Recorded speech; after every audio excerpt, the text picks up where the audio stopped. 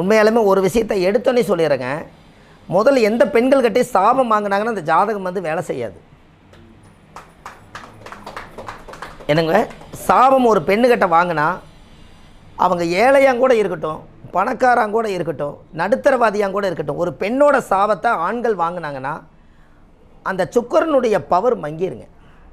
ஏன் அப்படின்னு கேட்டிங்கன்னா, அதுக்கு கயாவில் பார்த்தீங்கன்னா சீதாதேவி சாபம் கொடுத்ததுனால கங்கையே வற்றி போச்சு. அப்போ எவ்வளவு நீதியாக வாழ்ந்துருக்காங்க பார்த்தீங்களா? அதுக்கு ஒரு உதாரணம் சொல்கிறேன். ஐயா கேட்டதுனால இந்த ஒரு விஷயத்த சொல்கிறேங்க.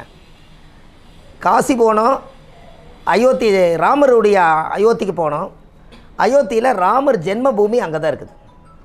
அவரோட ஜாதகத்தை பாருங்கள். எல்லா கிரகம் உச்சம், 4 கோள் உச்சமாகி நகரலோர் ஆட்சியாகி மாலுலக கேந்திரத்தில் இவர் ஜெகத் சக்கரவர்த்தியாமேன்னு ஒரு காலத்தில் அப்படி வாழ்ந்திருக்கார். ஆனால் அவர் ஜாதகத்தை நல்லா யோசிச்சு பாருங்கள். 1ஆம் இடம் என்னங்க ஐயா? இல்லை, 1ஆம் இடம் ஜாதகரே. அப்போ ராமருக்கே பிரச்சனை. 4ஆம் இடம் தாய். எப்படிங்க? 4ஆம் இடம் தாய். அப்போ இவர் தாய் தந்தையை விட்டு பிரிஞ்சு போனார். 7ஆம் இடம் பொண்டாட்டி சீதாதேவி கடத்திட்டு போயிட்டாங்க. 10ஆம் இடம் ஜீவனத்துக்கு வழி இல்லாமல் காட்டுக்குள்ள இருந்தார். கேந்திரம் முடிஞ்சு போச்சா சார்? கேந்திரம் வேலை செய்யலை. சரி, திரிகோணத்துக்கு வாங்க. 1ஆம் இடம் ஜாதகரே. 5ஆம் இடம் குழந்தை லவ் குஷன், இவரை விட்டு பிரிஞ்சு போயிட்டாரா? 9ஆம் இடம் அப்பா, கொல்லி வைக்கிறதுக்கு அவர் வரலையல்ல, கேந்திரம் வேலை செய்யலை. பாருங்க அவர் ஜாதகத்தை பாருங்க. இப்போ சரியா ஐயா? அப்போ 7 கட்டம் போயிடுச்சா இல்லையா? 4 3 7 7 கட்டம் ஒரு ஜாதகத்தில் போயிடுச்சு. அப்போ இவருக்கு உண்மையாலுமே அங்கே என்ன வேலை செஞ்சதுன்னு மட்டும் யாரால சொல்லுங்களேன். இந்த லட்டை நான் சாப்பிட்ருவேன் நீங்கள் சொன்னீங்கன்னா. சார் அங்கே அப்போ இது 7 கட்டம் வேலை செய்யலை. அந்த கோவிலுக்கு ராமர் வாழ்ந்த ஜென்ம பூமிக்கு போயிட்டு வந்தால் ஒரு அற்புதமான ஒரு விஷயம் நடக்கும். அதுக்கு உங்களுடைய ஞானத்திலேருந்து ஒரு வார்த்தை பிறக்குமான்னு நான் கேட்குறேன். 1 நிமிஷம் உங்களுக்கு டைமுங்க. ஆனால் உங்களுக்கு உலகத்துக்கே, இந்த உலகத்துக்கு அருமையான விஷயம், எல்லாத்துக்கும் தேவையான ஒரு விஷயத்தை இன்றைக்கி இந்த இடத்துல அரங்கேற்றம் பண்ணுறேன்.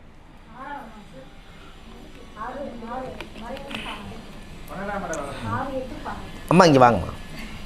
இந்த அம்மா இங்கே வாங்க. என் கையார நான் உங்களுக்கு கொடுக்குறேன். இந்த லட்டு சாப்பிடுங்களேன். நல்லா அம்மா இருக்கட்டு, நல்லா இருப்பீங்கம்மா. இந்த லட்டு நீங்கள் சாப்பிடுங்க. ராமர் பிரசாதமாக எடுத்துங்க. அவங்க வாயில் என்ன வந்துச்சுங்க? வெரி குட், சரியான பாயிண்ட். என்னன்னு தெரியுங்களா?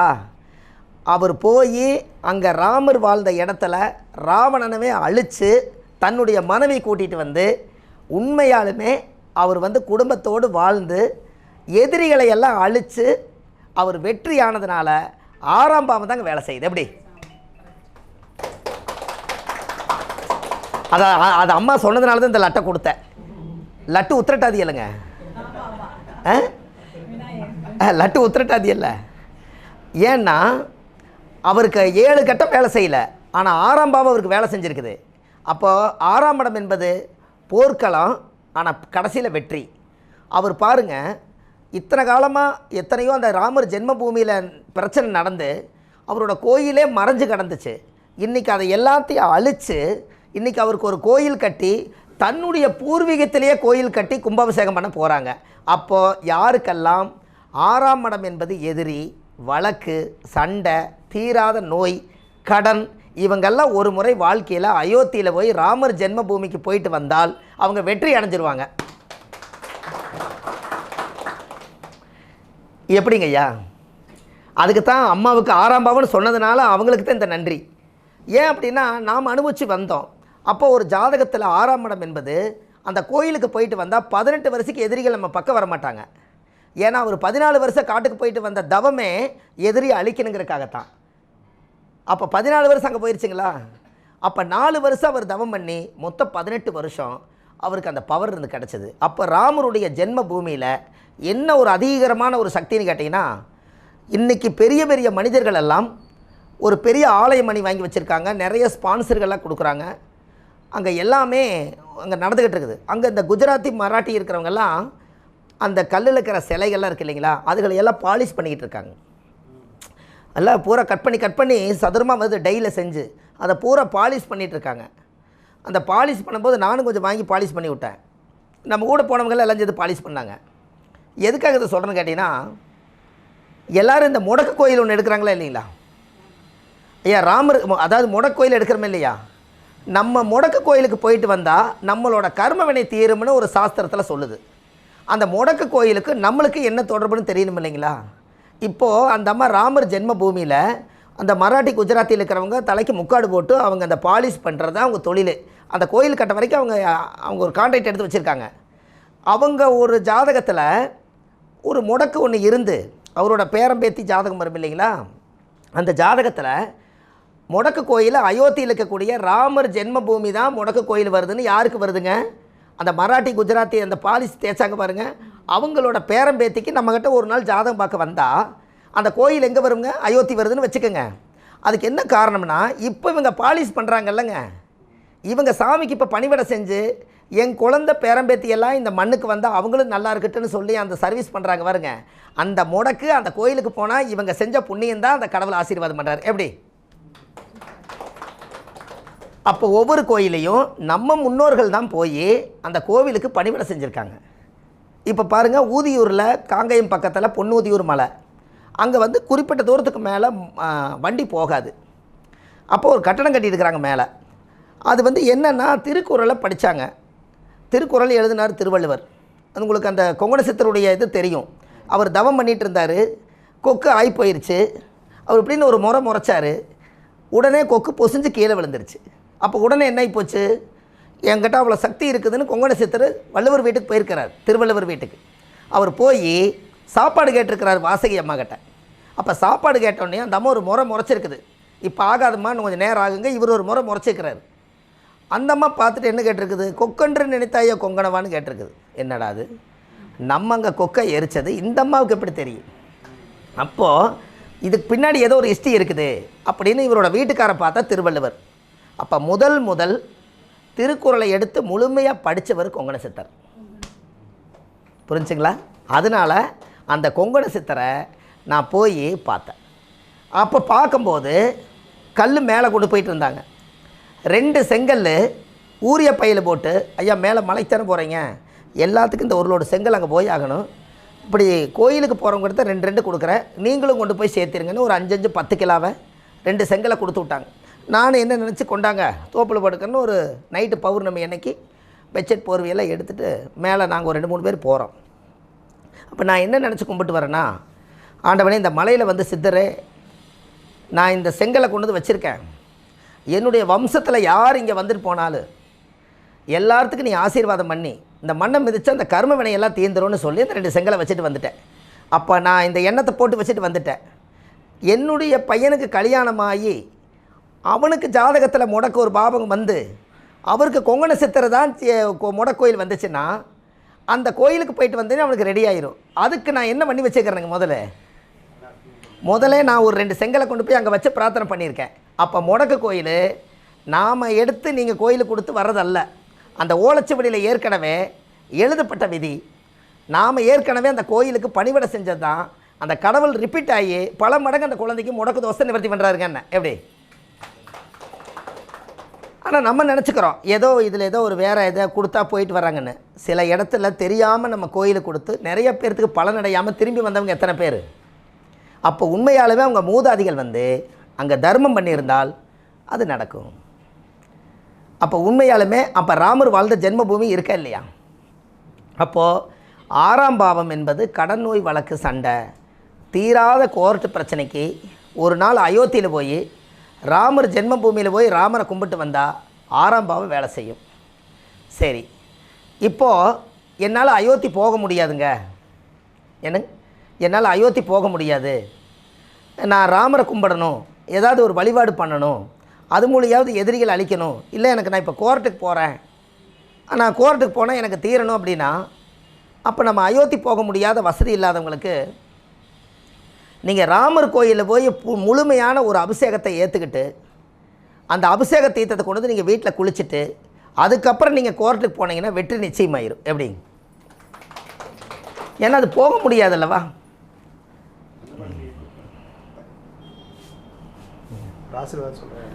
ஐயா ஐயா வணக்கம். உங்கள் ஜோதிட வகுப்பு சிறப்பாக இருக்கட்டும்.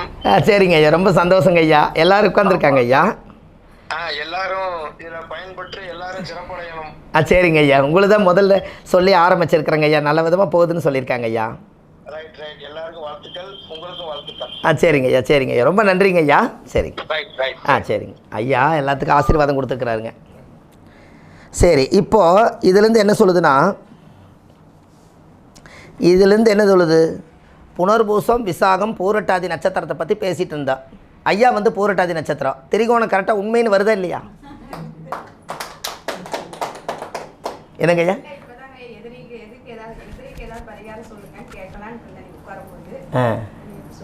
ஆமாம், அதாவது புனர்பூச நட்சத்திரத்தை பற்றி பேசணும். அதோட திரிகோணம் வந்து அவர் கரெக்டாக இந்த நேரத்தில் லைனில் வருது. அப்போ புனர்பூசம், விசாகம், பூரட்டாதி குருவோட நட்சத்திரம். அப்போ அந்த இடத்துக்கு போயிட்டு வந்தால் குருவோட ஆசீர்வாதம் கிடைக்குங்கிற டைரெக்டாக குருவுடைய குரல் கேட்குது. அப்போ பிரபஞ்சம் கரெக்டாக நமக்கு மேலே வேலை செய்தா இல்லையா சொல்லுங்கள்? அந்த நேரமே பரிகாரத்தை தூக்கணுங்க, வேற ஒன்றும் இல்லை.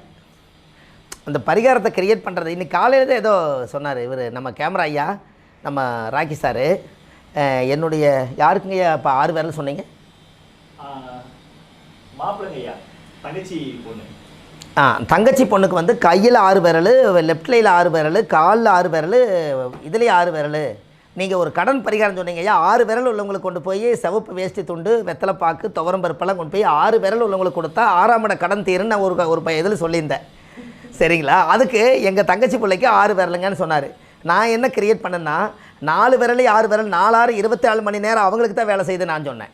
எல்லாத்துக்கும் 20 தானே எனக்கு அந்த நேரமே ஒரு ஸ்பாட்டில் ஒரு செகண்டில் சொன்னேன். அது ஏன்னா அப்போ 24 எங்கே எடுக்கிறோம்? அப்போ 24 மணி நேரம் இந்த காலம் அவங்களுக்காகவே பிறந்திருக்குது. இப்படி ஒரு ஜீவன் இங்கே ஒரு காலத்தில் பிறந்ததுனால 12 12 24 வச்சுருக்காங்க. அதுக்கு உறுப்பில் 24 யாருக்கோ இருந்திருக்குது. அப்படின்னா அப்போ 6 விரலுங்கிறது 6ஆக பெறுகிறது. பஞ்சபூத சக்திக்கு மேலே ஒரு சக்தி இருக்கிறது. 6 விரலை வச்சு தான் உலகத்தை உருவாக்கிக்கிறாங்கன்னு சொன்னேன். என்னங்க ஐயா, ஏதோ ஒரு சக்தி வேலை செய்தா இல்லைங்களா? அப்போது நம்ம அந்த ஜென்ம பூமியை நீங்கள் போய் ஒரு முறை வாழ்க்கையில் போயிட்டு வாங்க. நான் எனக்கு கிடச்சது அந்த வாய்ப்புங்க, போயிட்டு வந்தேன். அதுக்கு அடுத்தது திருவேணி சங்கமம் நம்ம போனோம். திருமேனிங்களா திருவேணியா? திருவேணிங்களா? ஆமாம், திருவேணி, மேனி இல்லை. திருவேணி சங்கமத்துக்கு நாங்கள் போனோம். நான் எல்லாத்தையும் தண்ணிக்குள்ளே இவ்வளோ தூரம் இருக்க வச்சு அவங்களுக்கெல்லாம் நான் விருத்தம் சொன்னேன். இந்த முன்னோர்களுடைய தோஷத்துக்கெல்லாம் ஒரு பெரிய ஒரு தண்ணியிலே ஒரு பரிகாரம் சொன்னேன். அவங்களுக்கெல்லாம் ரொம்ப திருப்தியாக போச்சு. அதாவது என்னை பிடிச்ச என்னங்க, இப்போ நீங்கள் ஒன்று சொல்லி பாருங்கள். இன்றைக்கி என்ன நட்சத்திரங்கம்மா? அனுச நட்சத்திரம், விருச்சிக ராசி. இன்றைக்கி சோபகிருது பருஷம் இல்லைங்களா? வைகை ஆனி மாதங்களா? எத்தனாம் தேதிங்க? 16 தமிழ்.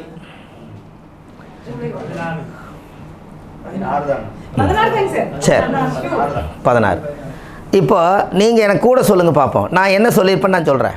நான் சும்மா கொஞ்சம் தான் சொன்னேன், எச்செல்லாம் சொல்ல. சொல்லுங்கள், நிகழும் சொல்லுங்கள்.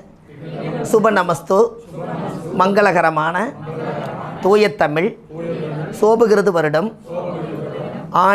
ஆனி மாதம் 16ஆம் நாள், அனுச நட்சத்திரம், விருச்சிக ராசியில் எங்களுடைய பூர்வ ஜன்ம கர்ம தோஷங்கள், முற்பிறவியில் செய்த பாவங்களும் இப்பிறவியில் செய்த பாவங்களும், என்னுடைய குடும்ப தோஷம், முன்னோர்கள் செய்த பாவம், இனிமேல் வரக்கூடிய பாவம், பூர்வ ஜன்ம கர்மா தோஷங்கள் 21 தலைமுறை சாபம், 30 முக்கோடி தேவர்கள் விட்ட சாபம், எங்களுக்கு தாய் வழியில் வந்த கர்மா வினைகளும் தந்தை வழியில் வந்த கர்ம வினைகளும், நான் இந்த பூமிக்கு வந்த ஜென்ம கர்ம வினைகளும், என் கூட பிறந்த என்னுடைய ஜாதகத்தில் லக்ன தோஷம் இன்றோடு நிவர்த்தி. 2ஆம் பாவம் குடும்ப தோஷம் இன்றோடு நிவர்த்தி. 3ஆம் பாவம் சகோதர வர்க்க தோஷம் இன்றோடு நிவர்த்தி. 4ஆம் பாவம் தாய் வீடு வாகனம் சுகபோக தோஷங்கள் இன்றோடு நிவர்த்தி. 5ஆம் பாவம் பூர்வீக சாபம் பூர்வ ஜன்ம கர்மா தோஷங்கள் பாரம்பரிய தோஷங்கள் இன்றோடு நிவர்த்தி. 6ஆம் பாவம் கடன், நோய், வழக்கு, எதிரிகளுடைய சாபங்களெல்லாம் இன்றோடு நிவர்த்தி. 7ஆம் பாவம் மனைவி, என்னுடைய குலத்தில் எனக்கு இணையாக துணையாக இருப்பவர்களுடைய தோஷங்கள் இன்றோடு நிவர்த்தி. 8ஆம் பாவம் ஆயில், அவமானம், கெட்ட பெயர், பொருள் நாசம், ஆபத்து, எந்த தோஷங்கள் இருந்தாலும் இன்றோடு நிவர்த்தி. 9ஆம் பாவம் என் தந்தை வழியில் வந்த கர்ம வினைகளும் என் தந்தை வம்சாவளியில் வந்த கர்ம வினைகளும் இன்றோடு நிவர்த்தி. 10ஆம் பாவம் என் தொழிலை பிடிச்ச தோஷங்களும் என் ஜீவனத்தை பிடிச்ச தோஷங்களும் இன்றோடு நிவர்த்தி. 11ஆம் பாவம் மூத்த சகோதரர்களுடைய சாபங்களும் எனக்கு வரவேண்டிய லாபங்களுடைய தோஷங்களும் இன்றோடு நிவர்த்தி. 12ஆம் பாவம் விரய தோஷம், எனக்கு நோய், வைத்திய தோஷம், வைத்திய செலவு தோஷம், மருத்துவ செலவு தோஷம் எது இருந்தாலும் இன்றோடு நிவர்த்தி. என்னுடைய ஜாதகத்திலே 12 தோஷங்களும் 12 பாவங்களும் 12 கர்ம வினைகளும் இன்றோடு என்னை விட்டு, என் குடும்பத்தை விட்டு, என் குழந்தைகளை விட்டு, என் வம்சாவளி விட்டு இன்றோடு நிவர்த்தியாக முற்பிறவியில் செய்த பாவங்களும் இப்பிறவியில் செய்த பாவங்களும் என்னுடைய தாய் வழியில் வந்த கர்ம தோஷங்களும் தந்தை வழியில் வந்த கர்மா தோஷங்களும் நான் இந்த பூமிக்கு கொண்டு வந்த கர்ம தோஷங்களும் இன்றோடு அனுச நட்சத்திரத்தில் எங்களை விட்டு, எங்கள் குடும்பத்தை விட்டு, எங்கள் வம்சாவளி விட்டு இன்றோடு நிவர்த்தியாகி திருவேணி சங்கமத்துக்கே போக சுவா, போக சுவா, போக சுவா. ஓம் நமச்சிவாயா.